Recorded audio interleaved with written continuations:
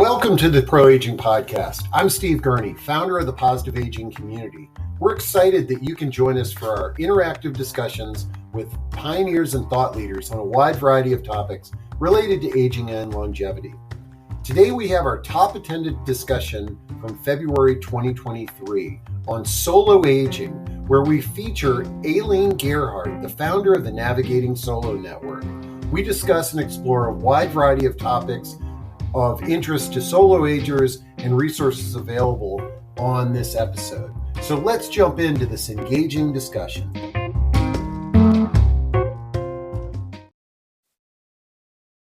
And I am really charged up to have another discussion on solo aging. This is not only our most popular topic on our live and interactive discussions, but it is such a positive and empowering topic, okay? Talking about creating a solo aging plan and figuring out how you are going to take care of yourself as you travel through the chapters of life is very empowering, and it's very positive, much more positive than sort of saying, oh, geez, someday I might need assisted living. I better figure that out. But sort of saying, I want to create a solo aging plan for myself, so I'm not a burden on my kids, or if I don't have kids, I need to do that, or if I outlive my spouse. And to help us talk about this today, I am charged up to welcome Ailene Gerhardt to the stage. I like to pronounce her name Ailene because that's the way it needs to be pronounced. I probably called her Ailene too many times. But Ailene, I'm psyched to have you today and have another great discussion on solo aging. But before we dive into this topic, let's get to know you a little bit better. Tell us a little bit about your background and what led to you taking an interest in this topic. So first of all, thanks for having me, and thanks to everyone who's joining us now and will be watching the recording as well. My path to being an independent board certified patient advocate actually started with a 20-year career in nonprofit work on college campuses, advocating for different aspects of student communities. And then I had a personal experience, like many do, navigating the healthcare system with a parent, and that opened my eyes to the value and impact of patient advocacy and of having people help you navigate through a time of crisis or just through the complexities of the healthcare system. And so I have my background. I live in Massachusetts. I went to college and graduate school in Massachusetts. When I decided to become an independent patient advocate, I got my professional certificate from the University of Wisconsin-Madison Center for Patient Partnerships and had some wonderful patient advocacy experience. And then as I built my practice, I found myself working more and more with clients who were navigating some of the needs of a solo ager, but I didn't know it yet because I didn't know specifically about that framework. I also do a lot of community education talks. I'm fortunate that way. And when I was exploring giving talks on solo aging, the first book I landed on was Sarah Zeff Geber's book, of course. Sarah coined the phrase solo ager, and her book was a great resource, as are a couple of other great, fabulous books. And so I really saw the need for there to be more visibility for solo agers and to really build out resources and to really listen to my clients as to what they were asking for and what they needed. I love it. Yeah, we were chatting earlier. Well, first off, before we dive into that thought, for those that aren't in the audience that don't know what a patient advocate does, can you give us a brief elevator speech on that profession? Sure. So I am an independent board certified patient advocate. I have my own business. Beacon Patient Solutions, and I work with people navigating the healthcare system. So whether that's preparing for a doctor's appointment, needing an extra pair of eyes or ears at an appointment to take notes and review, helping file an insurance appeal or denial of a denial of a claim, I'm sorry, or an early discharge, or some element of research for a new diagnosis or treatment, really being somebody who amplifies the voice of a client and gives people the opportunity to seek reliable information so they can make the best informed decision for themselves. Yeah, and one thing that I really love about the patient advocacy profession, well, number one, most people don't know that it exists, and but over the years, as I've met patient advocacy advocates, it seems that there's a lot of specialization, and that's wonderful because, like, for example, there might be a patient advocate that really specializes in helping people and families that have cancer. And so just like an attorney or another profession, they're laser focused in that area. And, and then there's a lot of cross referrals in your profession because it's sort of like, oh, wow, hey, look, got this rare form of cancer, talk to Cindy or what have you. But yeah, I mean, it's what a great profession, and what a great segment that you've stumbled into. And we were chatting before we turned the mics on, is that, until 3 years ago, I'd never heard this term solo aging. It was people on these discussions started referring to themselves as solo agers. And once we started sort of having conversations about it, it really sort of opened my eyes up to this distinct, empowered group of folks that and a great topic for planning for the future on. So Ailene, I believe you've got some PowerPoints that you were going to share to kind of kick off our discussion. So I'm going to duck behind the curtain here, and actually, before we do that, okay, because I want to give Teresa a gold star. The best part about these discussions, why I love getting up in the morning, is the questions. And we already got one from Teresa, and she says, finding a healthcare power of attorney or proxy is one of the most challenging tasks for solo agers, particularly those with limited social networks and financial means. What are some solutions for people in this situation? And Teresa, I'm not only did I read that because I know this is something that Ailene can address, I'm going to drop this into chat, because if anybody in the audience has ideas or solutions for Teresa, let's share them, but I did that intentionally because I want everybody to know we want to make this engaging. And then Ailene, as you're going through your PowerPoint, feel free to take a break and we can kind of have a little dialogue with the community members. Absolutely. Sounds perfect. The best part is listening and hearing from others. So with that, I'm going to quickly get started. So I really wanted to look today at sort of a ground level approach to solo aging, identifying some planning needs, and then also sharing some resources that are available as well, and how those came about. So I feel extremely passionately about the work that I do with solo agers. And for me, these are sort of the guiding principles that, for me, I feel that solo agers need and deserve a wide array of support services and resources, such as these valuable conversations. And some have only recently been developed, and some have yet to be created.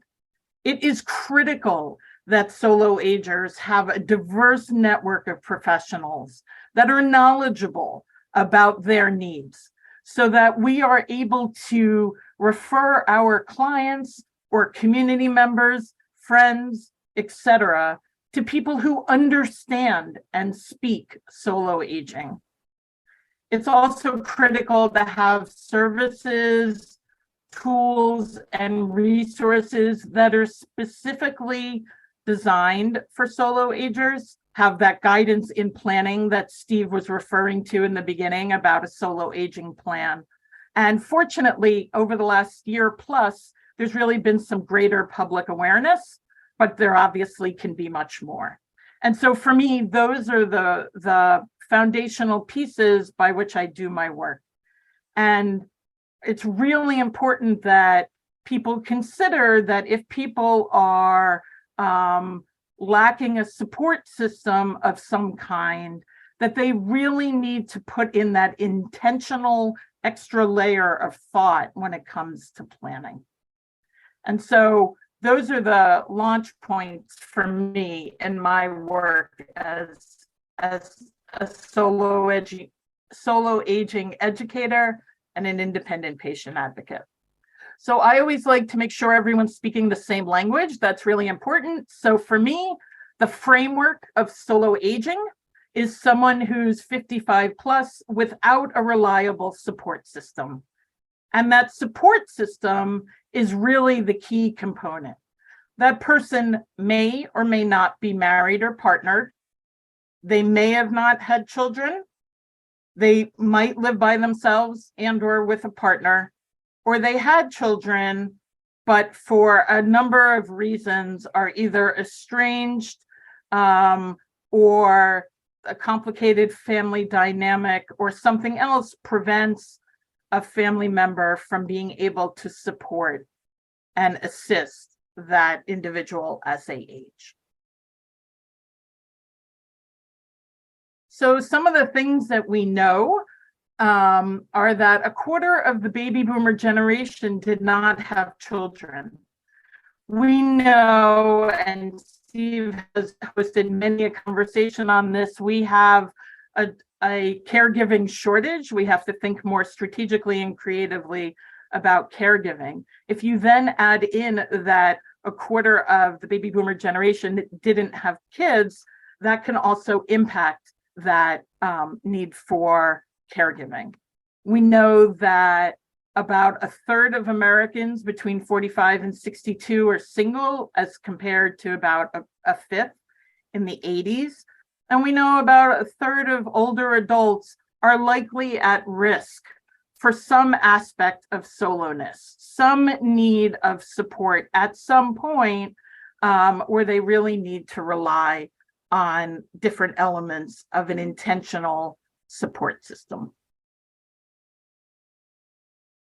So one of the things that's absolutely fantastic is that in the last number of years, there have been some research done on solo agers. And right then and there, that speaks to the need and to the visibility. This slide is from the AARP's, oh no, I'm sorry, it's from the US Census report that came out in 2021, looking at childless adults and sort of the overall total, and then looking at it by gender, by partnered and living alone. And it tells an interesting story. And one of the reasons we know that there are a large group of solos that have emerged is because people are living longer. People have had fewer children or no children at all. And that people are more mobile in the past than in the past and making different choices about their living arrangements. So we don't necessarily have multi-generational households or neighborhoods or community organizations in the way we might have in the past. People could be spread out across the country or around the world. One thing we know is that it's projected that there will be 88 million people age 65 and older by the year 2050. So these conversations, this crowd sharing of ideas and solutions are critical because we really need to continue to meet the needs of people as they age. Here's a piece of information from the AARP 2021 research study that 2/3 of adults 50 and over know at least one solo ager. And some say they're a friend, they could be a neighbor, and they also took that data and fleshed it out a little further and mapped it out here as part of the report, which is linked at the bottom of the slide, and we'll make sure Steve puts it in chat. We'll put it in the follow-up resources as well, because it's definitely worth a read. Looking at what the different relationships might be with someone who self-identifies as a solo ager. So that ranges from friend to caregiver and everywhere in between.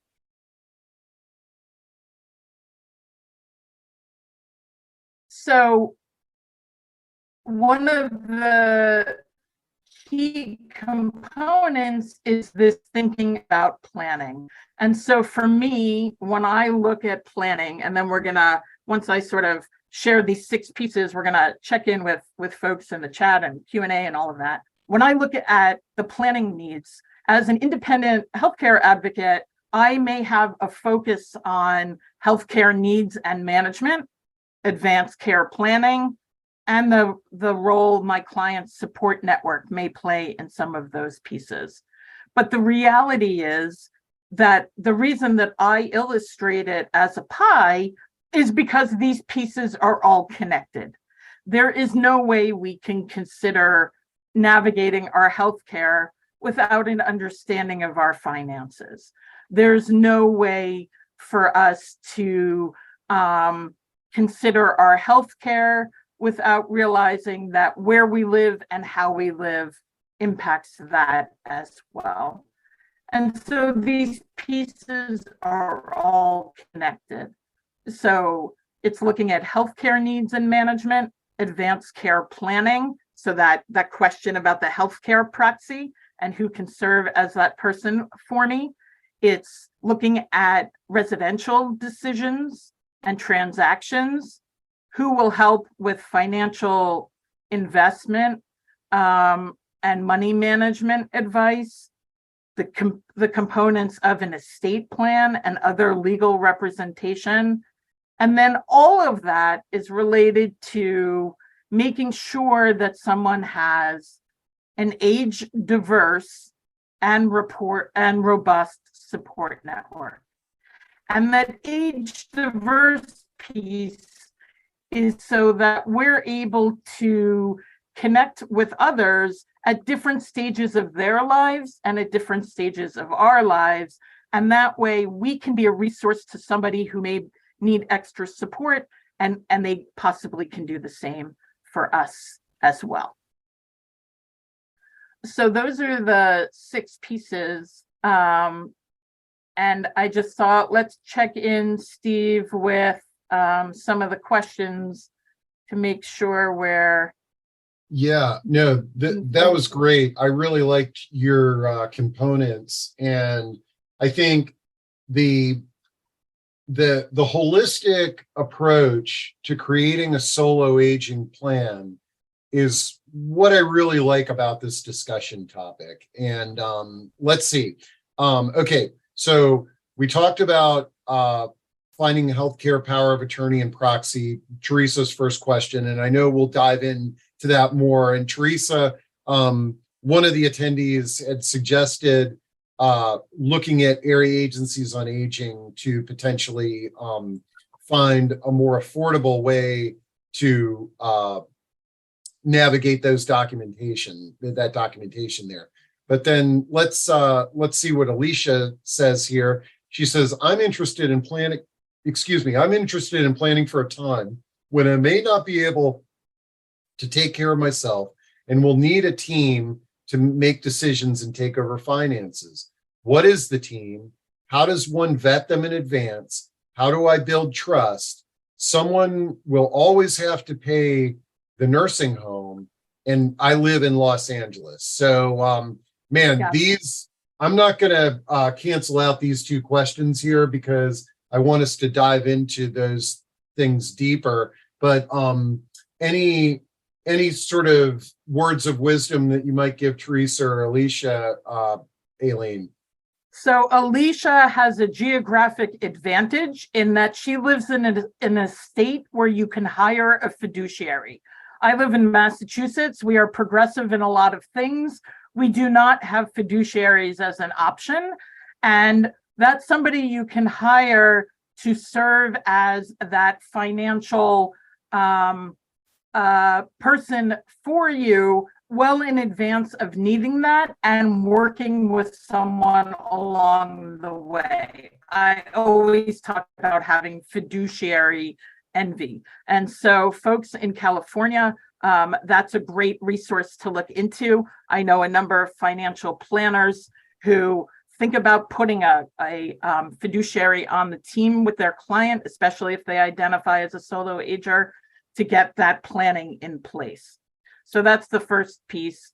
The piece of the healthcare proxy is a tough one, right? And sort of is how I launched into exploring solo aging. There are more professionals who cannot serve as proxies than there are who can or who will, but there are estate attorneys, elder law attorneys who might serve in that role. There are some agencies that have that particular role.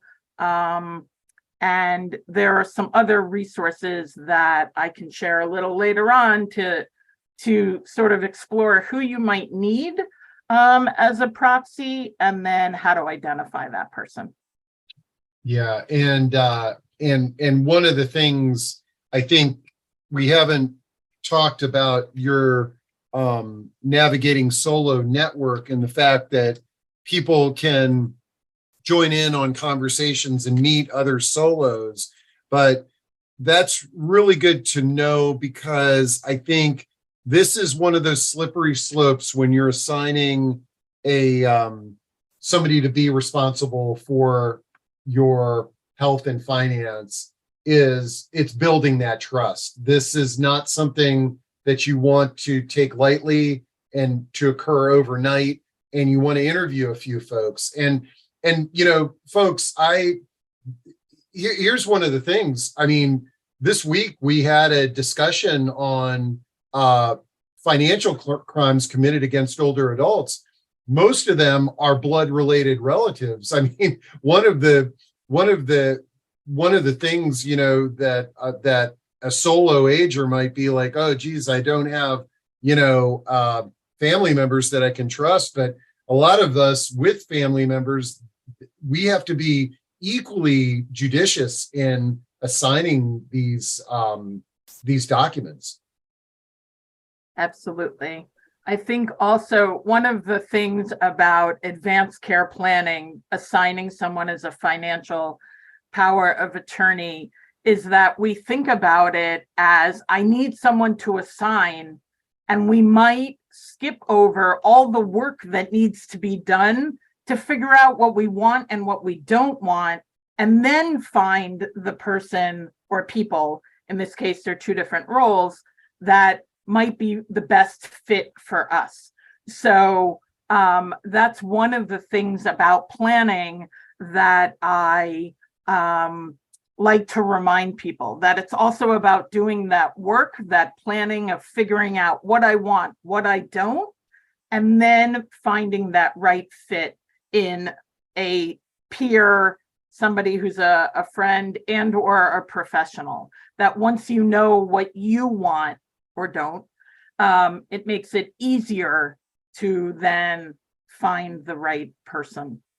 And Ailene, I want to let you get back to your slides, but I want to make one other positive statement in that I've seen in people creating solo aging plans, whether they have family or not, is that they're having conversations about the assignment, the responsibility.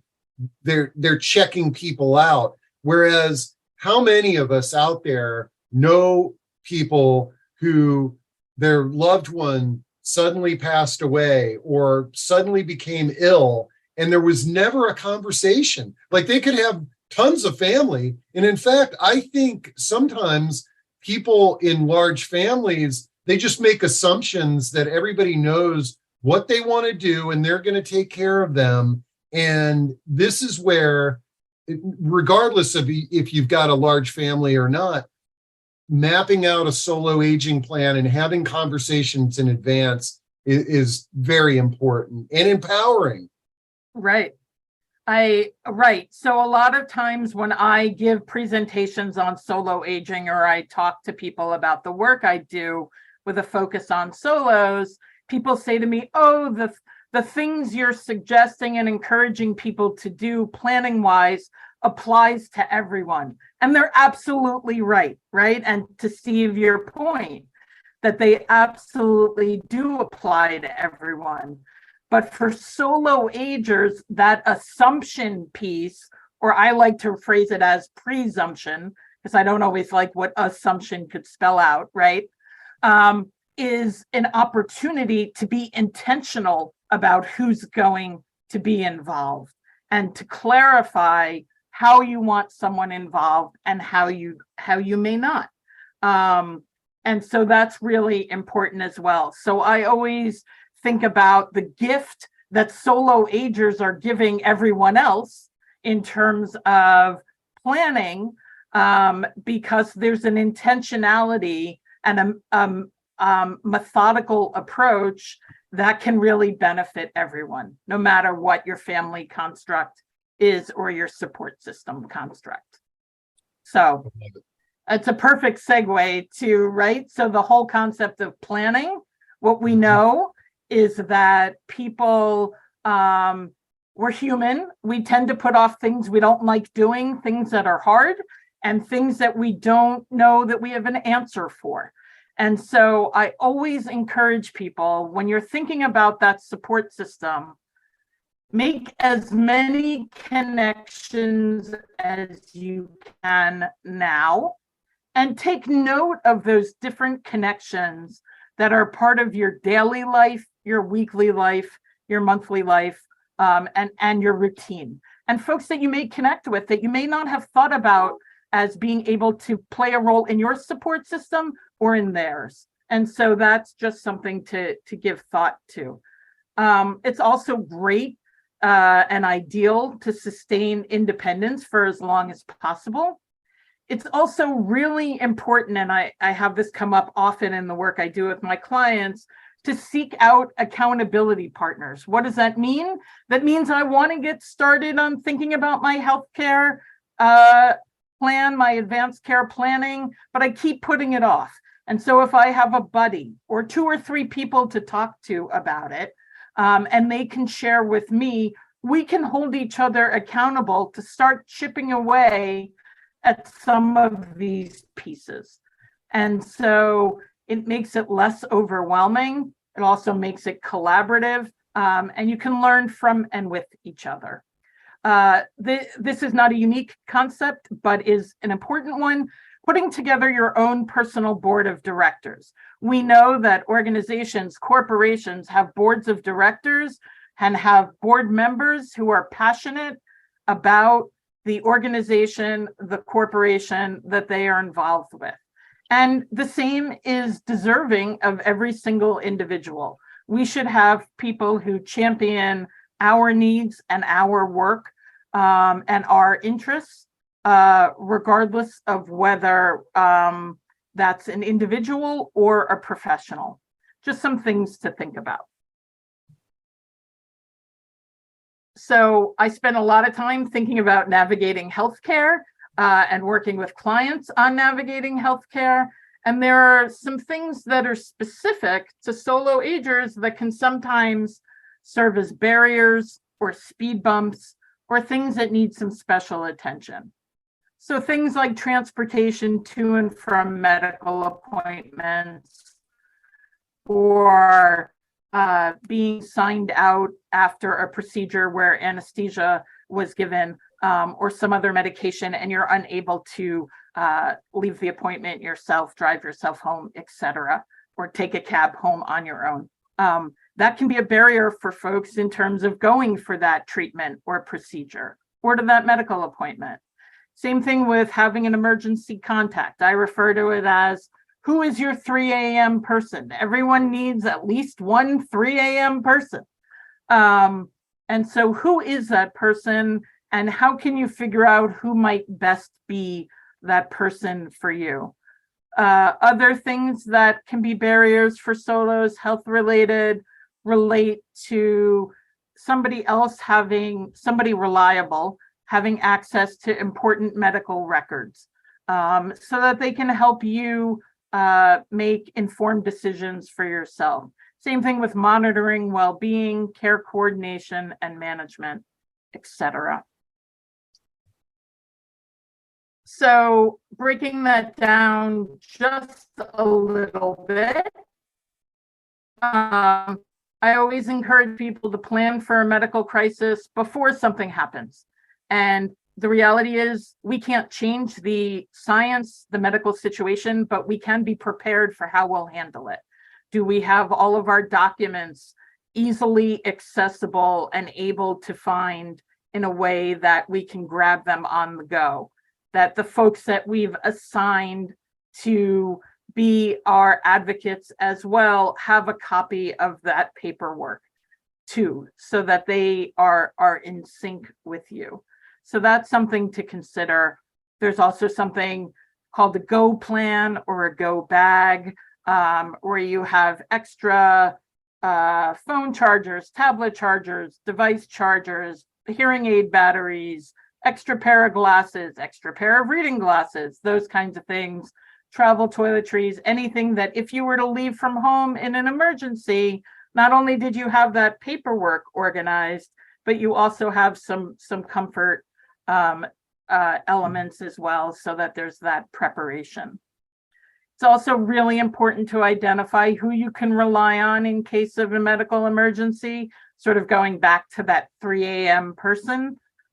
Someone who might be able to accompany you to the hospital, or while you're admitted to a hospital or care facility, or someone who might be able to drive you home as well. That delay can have health consequences if we choose not to go to a colonoscopy because we don't have someone to sign us out.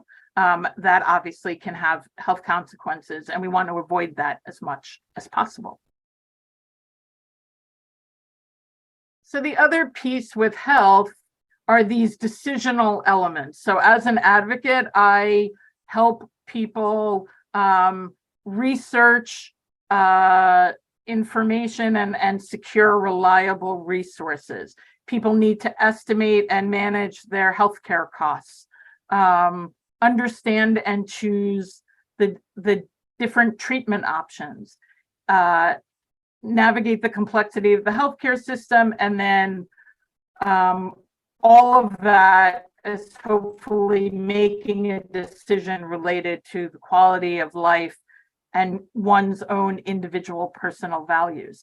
But for a solo ager, if the support network is limited, or someone lives on their own and they're unable to have those treatment option conversations with someone else, they might let the clinician make the choice because it's easier than not being able to talk it out on your own, or ask that clinician to be able to discuss the options as well. But these decisional elements, looking at how you figure out costs and how you do research and how you look at treatment options, are all pieces that can be speed bumps for solo agers. And so it's really important that individuals are aware of that. And it's equally important that professionals who are supporting and helping clients and community members are aware of that as well and sensitive to that. So the other piece I keep referring to is a support system. That support system is made up of professionals, individuals.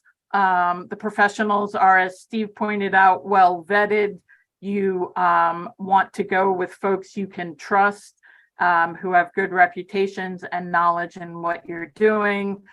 But anyone who is part of your support system should always be someone that's your champion, in your corner. If they provide feedback, it's genuine and in your best interest, and that they're looking to have a positive impact on your goals. And so that's really important to consider as well. So this is the point where usually I give a talk, and I don't know, Steve, if we can't see the folks, but I'm hoping no one is sitting there looking like that. But I wanted to take another break and get a sense of some feedback, some thoughts, before we launch into some solutions. Okay, great. Yeah, I believe a bunch of questions and comments have come in. So let me kind of dive into this here. It looks like Wendy is, if one plans in advance and develops relationships with professionals over time, but then needs in their 60s and then needs help at 80 when the professionals may have moved, aged out, or how to avoid being passed to a colleague with you may have no relationship. Wendy, that's probably one of the best questions. Right. That's what I love about these. And you hear this quite often with doctors, where our doctors retire and now we're scrambling at the last minute to find a replacement. Right. So one of the questions you can certainly ask is, what is the succession plan, right? Mm-hmm. That we're working together now. I work with, ideally, it would be great if everyone was proactive, right? In terms of that framing of that question for Wendy, right? That working with somebody now with the intention of working with them over time, that is an ideal. And what is the succession plan? I don't want to be just passed off to another professional. I want to have fostered a relationship with that individual or individuals so that they know me, they know my needs. What is the plan for that? You can ask professionals those questions. It's a little harder with clinicians, right? That's definitely the case. And the feeling of starting over when you see a new clinician. But you want to be able to tell your most important pieces of your story to that new clinician, in your voice. So it's beyond the clinical notes, etc. The clinician part is harder with continuity than the professionals, than the other professional pieces are. Yeah, and it's funny, I glanced over into chat, and where is it? It's somebody, Barbara says, speak on the issue of choosing healthcare financial individual who's younger rather than same age or older, so they are there when you need it. But I think, again, because we are very age friendly on these discussions, let's not get wrapped up on the age of somebody, because we all know there's lots of people out there working into their 80s and 90s. But I do feel having that succession plan conversation is very important. And then Alicia says, are there entities that may coach on building the plan with trustworthy people, and how does one find them? But before you reflect on that, Ailene, I want to read the Jennifer Brown's question, where it says, where do you draw the line between an advocate and the role of an aging life care manager that is often a master's level social worker? And back to Alicia, one group of providers that I know have been really focused on helping solos create plans is the aging life care professional. Right. So the so what's the difference between an independent patient advocate and aging life care pro is a question that comes up a lot. So my deep dive and work is in navigating the healthcare system. That is what my training is. That's what my board certification is in. My scope and breadth of work looks different than a master's level social worker who might also be doing assessments, medication management, all of that. A independent patient advocate does not provide financial, legal, medical advice or services. And so we are totally information based. And so we can do that deep dive. I partner with aging life care managers often on the complexities of the navigating the healthcare piece for their clients, because it means that somebody can take that piece of the case or the care plan and work with that client in collaboration with that manager. So it's an opportunity to collaborate. In terms of the other question, besides aging life care managers, there are a number of us who are advocates who work with people to put together solo aging plans. I do it frequently with clients and in the work that I do. And how do you find those trusted professionals?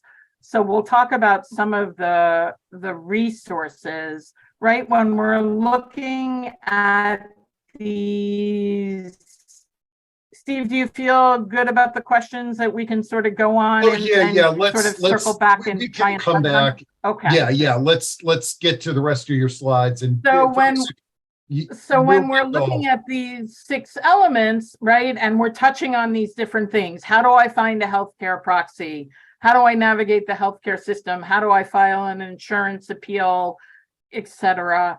Who are the different people who could be involved in my support network?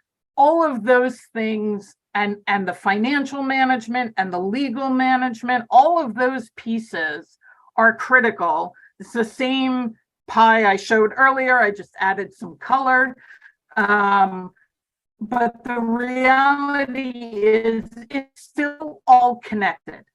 And so when solo agers are looking for resources, the landscape used to look right. So if we go back to my foundational fundamentals of the work that I do and the commitment to making sure that there is more public awareness, that there's guidance in planning, that there's a wide array of support, then we need to look at the landscape and see what's out there.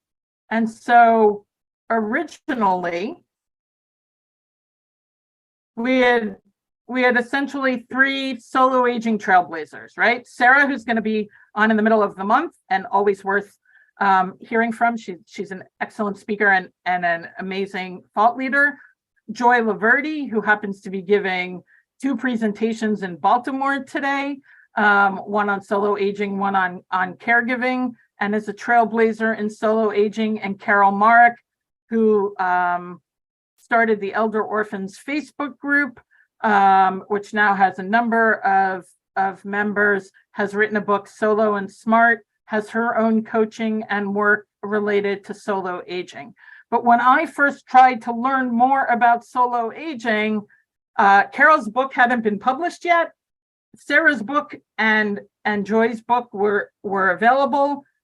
And that was basically it, other than connecting with colleagues who were thinking about these things, or sporadically finding articles on various media publications about solo aging. And so, as Steve mentioned, so in the fall of 2021, after looking around, after seeing Sarah's book, Joy's book, connecting with Carol, it sort of became clear that there really needed to be some kind of clearinghouse and national space for solo agers, for professionals who work with solo agers, to learn more, to have resources that are supportive, engaging, informative. And so I launched the Navigating Solo Network. The website's navigatingsolo.com. And in doing so that's an initiative under my business as well. But these are the things that the website offers. It has a resource library, which on the next slide, I'll show you what's in there, which will include this conversation and has include links to previous conversations on solo aging as well. There's a newsletter. There are free virtual gatherings for solo agers. We have people from 13 different states join for those. We're launching regional groups. And I'm in the process of completing a workbook for solo agers as well. So the resource library, which I know Steve tapped into because he was thrilled to see the research and reports on solo aging, right? That was something available, has these different elements. There are books and articles, links to all those different things. There are links to talks and videos, anything that's recorded that we have permission to link as part of building a solo aging library for anyone who visits the site, the research and reports, and also podcast interviews and other interviews that might be useful as well. That's all available just by accessing the resource library.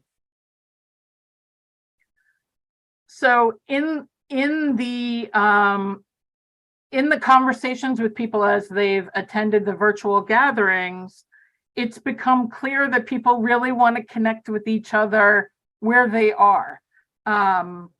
And so we're launching regional groups. And so currently there's a regional group interest form. We have about 200 people who have filled it out so far.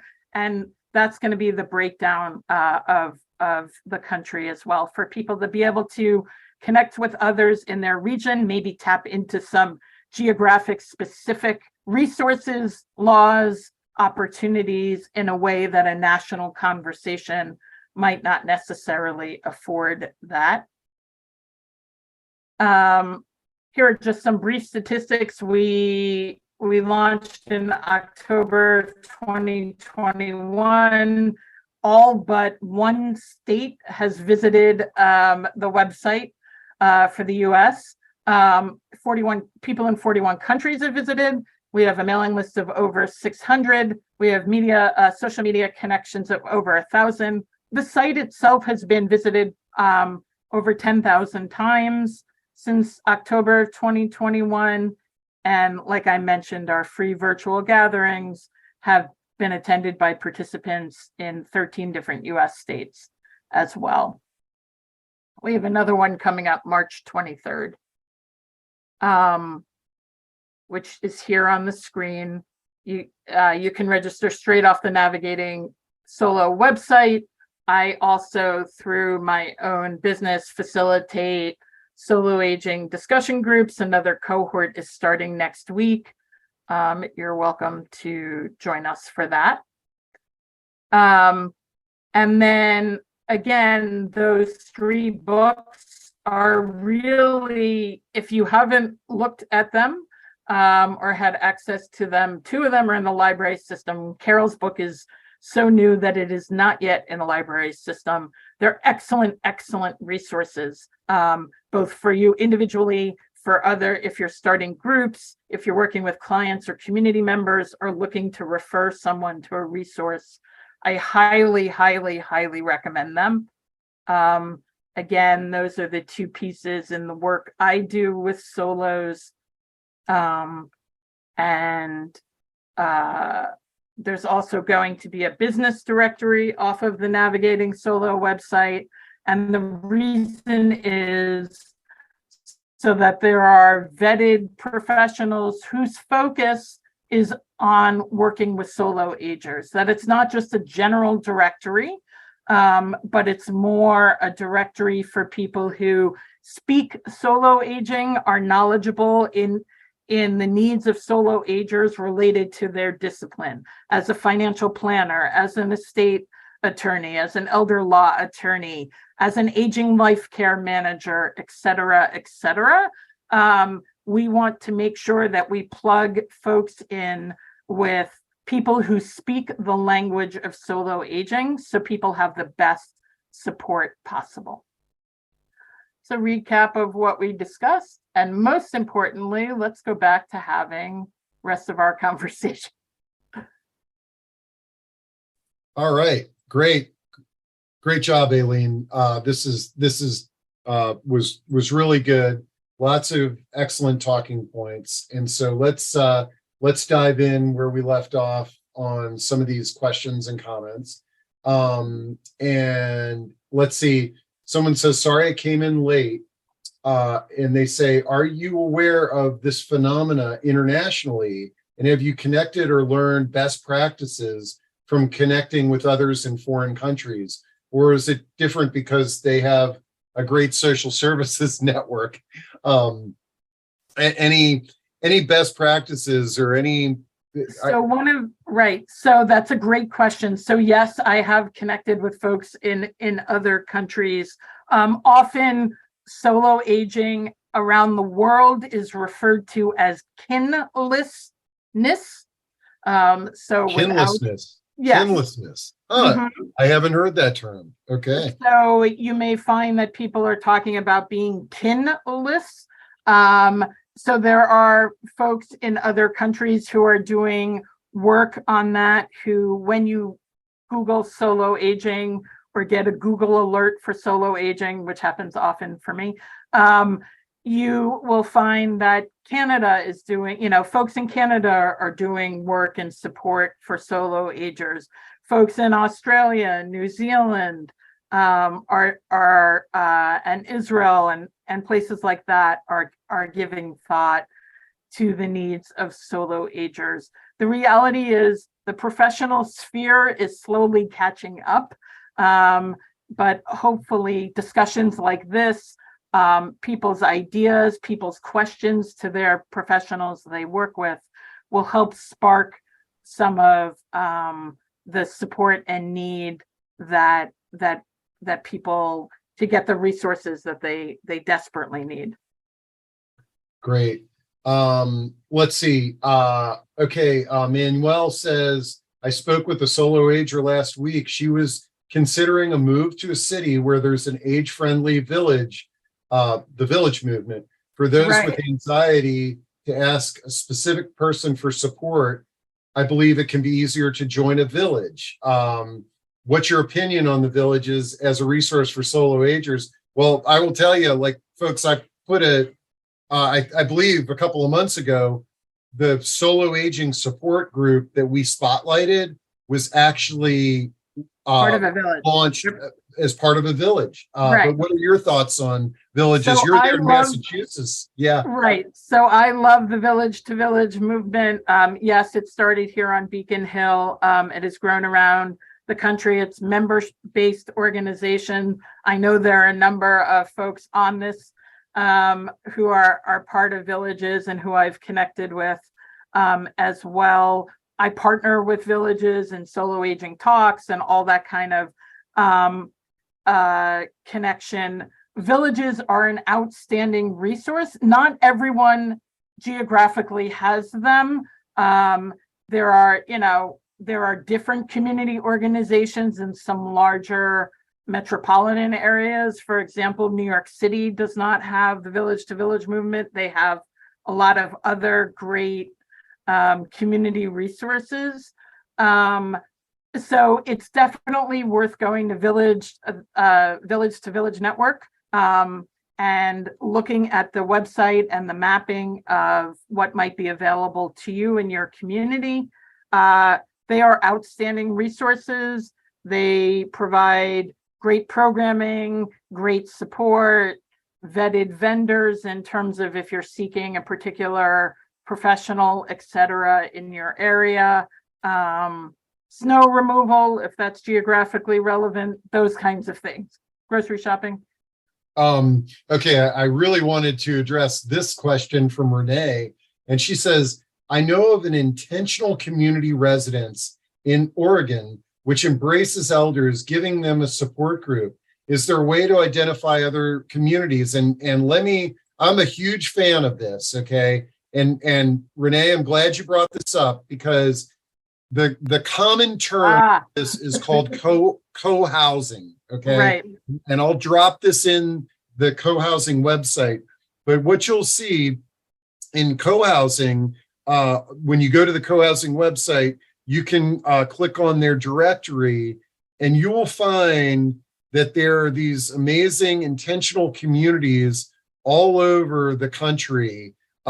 Here's a directory of them. There's not that many in the scheme of things, but just to kind of give folks an overview of the value of the intentional communities, is these are communities that come together, and everybody there is living there, willing to share their resources with their fellow neighbor. And it's pretty amazing. And I know what some of you are thinking, and it's sort of like, well, how do we get along in a situation like that? And listen, we get along in our neighborhoods, and we don't have these cooperative agreements. I found these communities, nobody's moving there if they're not willing to sort of share and help and be helped. And I think for solos, co-housing is a great solution. It Right. really is just an amazing Well, concept. we certainly know that the baby boomer generation, and any generation is not necessarily so interested in the kinds of housing that existed before. And so people are coming up with creative ways. One of my favorite phrases in a shift in housing is the abbreviation is NORC, right? NORC, naturally occurring retirement communities, where people intentionally choose a building, a neighborhood, wherever, where there are a number of vacancies, properties to purchase, etc., and purposefully all go and live in the same place, so that they are creating their own community of support. They could share costs down the line if they need some assistance, and they have that support for each other. So there are lots of different. Co-housing is great. There is a shortage. There's a high demand for co-housing and a shortage. So if it's something you're interested in, get on a wait list. Yeah, or get your friends together, and you can, right. Because that's actually another movement in the spirit of co-housing is, and somebody sort of throw out the Golden Girls way of living, right. And that's just having roommates. Mm-hmm. Talk to your friends who may be solos too, and think about, hey, could we live together? Let's give it a try. There's a lot of websites out there that are that support this now. So get creative and have conversations amongst your network.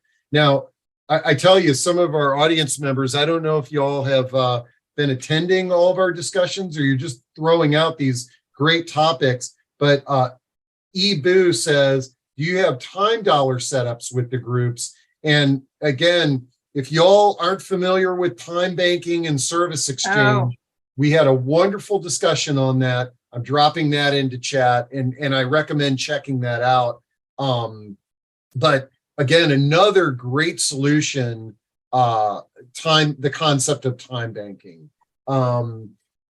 Antoinette asks, can I get Ms. Gerhardt to speak at my NARF chapter? That's National Association of Retired Federal Employees in April. And Antoinette, I would say that I can't speak for Ailene. She probably would do that. But let me drop your email in, because I imagine that's the best way to schedule you as a speaker. Absolutely. Okay.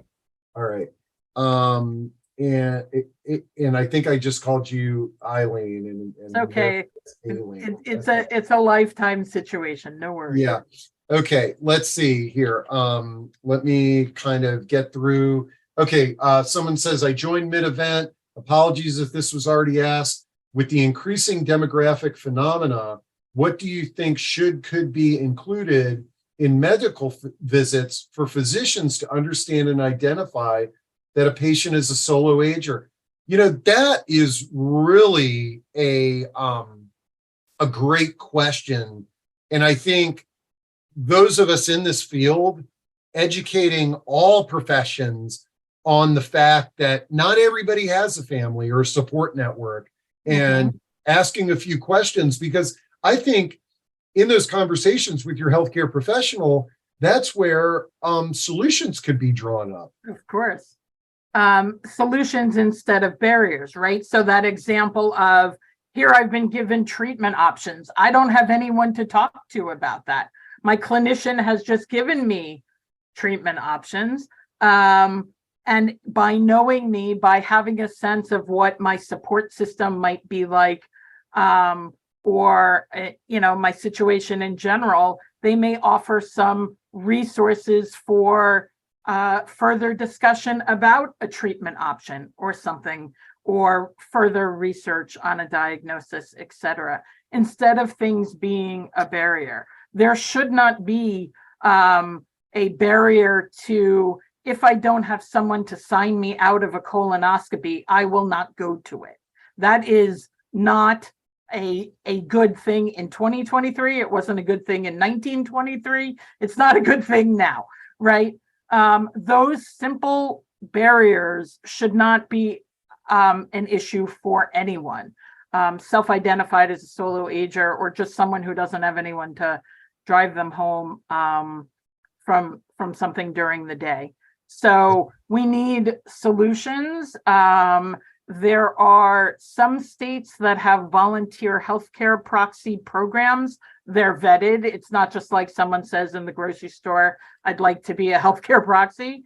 But there needs to be more systematically, in partnership with the people that need it, development of resources. So one of the things in terms of tapping into the folks that are also thinking around the country about solo aging is that in June of 2021, I convened a professionals group where it's called Pros Who Work with Solos. And the idea is that it's a multidisciplinary group of folks whose work in some way has a focus on solo aging. So it's not a learning about solo aging group, but rather we're in the trenches of doing this kind of work of supporting clients and community members. And it is beneficial for me to know financial advisors, for financial advisors to know an advocate, attorneys, different folks supporting LGBTQ plus communities, all these different kinds of pieces that we think about. And it's really important that people come together to have these conversations. I love it. And let's see, Alice says, do you know about Nesterly? That's a website for sharing. I put that into chat. I just looked at the clock. I knew we were going to go over an hour of this discussion, but let me get through a few more of these. Let's see. We got that one. Let's see. There was a good one here that, oh boy, where was that? Someone wants to know just how they save the chat. Yeah. Oh, yeah. I wanted to address that. So for folks, everybody, we save all the chat and all the questions and the recording and various links will be at our website, Retirement Living Sourcebook, later this afternoon. And you can access that and you can share it with your friends. Let's see. I think we got through most of these here. Important for a healthcare professional to identify but not discriminate against solo agers, as it's been shown to be the case in the recent research. So I think we got through it all, Ailene. Wow. This was amazing. So I'll make sure to get all the links up so that folks can get in touch with you. And I want to thank you for your time today. Thank you. But I really want to thank our audience once again. I mean, some of these questions came up and is sort of like, wow, I never thought about that. That's what I love about this. But one thing that I want to do a discussion on co-housing. So I'm going to get working on that one, and we'll make it all happen here. Yeah, that's a great, I have a number of suggestions for who might participate in that. It's a great conversation. I love it. Okay, well, because of the holiday week, I thought today was Friday. So I got a few emails. They're like, Steve, this discussion is not on Friday, but because I kind of missed out on Monday. So we got one more day till the weekend, folks, but have a happy weekend anyways. Yes. And make sure to join us next month for all the great discussions we've got. And just a reminder, feel free to reach out to me and just schedule an appointment or shoot me an email. If you've got any ideas or if there's anything you think we could be doing better to make these discussions better for you, let me know. And Ailene, thanks again. And I love what you're doing. Thanks for the opportunity. Greatly appreciate spending time with folks. Okay, talk to you all soon.